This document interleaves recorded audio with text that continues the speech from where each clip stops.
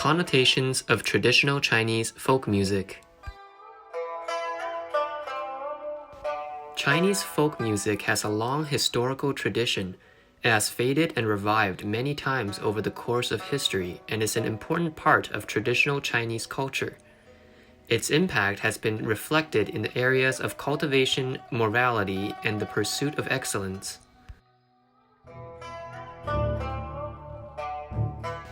Traditional Chinese culture includes music, chess, painting, poetry, and calligraphy.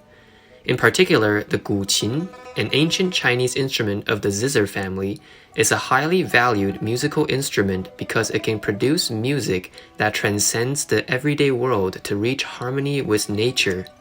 It was the embodiment of the ancient culture that stressed clarity, inner peace, few attachments, and lofty aspirations. In the old days, people used this kind of music to cultivate their moral character.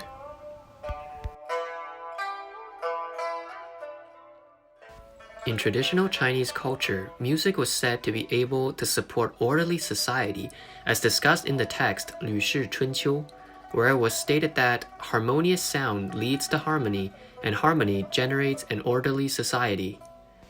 In the Confucian texts, the classic of rites and the classic of music, it was stated that the application of rites and music will lead to a peaceful society. In fact, this was practiced in ancient society and truly did generate stability. This idea was propagated by Confucius, who believed that music represents the harmony in the universe and rites reflect the order of the universe.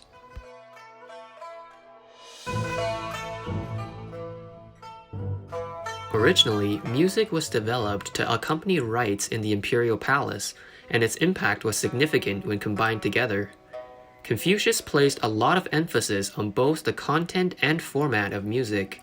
He praised the music of Shao that sang of the virtuous rule of Emperor Shun, and praised Jiubian for its artistic format. In the book Lunyu, there is a statement saying Confucius heard the music of Shao, and he was so deeply attracted by its beauty that he couldn't sense the taste of meat for 3 months.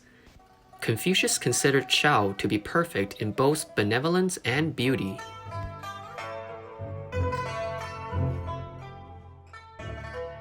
He also praised the music and dance named Dawu of the Zhou dynasty very highly.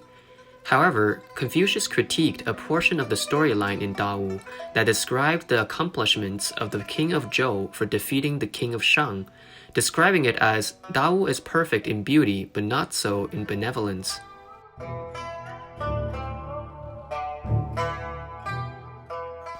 There is a very popular story in China about a great zither player, Boya, and his friend Ziqi, which can be found in the book Lushi Chunqiu and in the Taoist text Liezi.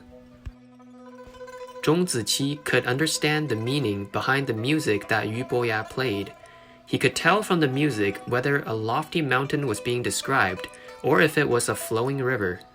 When Yu was touring Mount Tai, he encountered a rainstorm. While hiding underneath a cliff, he played his zither to express his sadness. The music started by describing the unending rain, then thunder and the loud commotion of a mudslide. Zhong had no problem recognizing all these things, just from listening to the music. This impressed Yu greatly.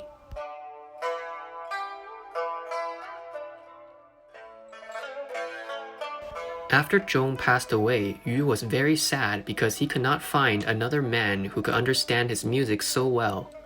In great disappointment, he broke his zither and did not play any more music for the rest of his life. The idioms lofty mountain and flowing river and Boya breaks his zither refers to the story about Yu Boya and Zhong Ziqi. To describe what happened between Yu and Zhong, people say that it is easier to find 10,000 ounces of gold than to find someone who can truly understand you. Folk music is a mirror of Chinese traditional culture. It reflects both the history and the profound connotations of Chinese culture.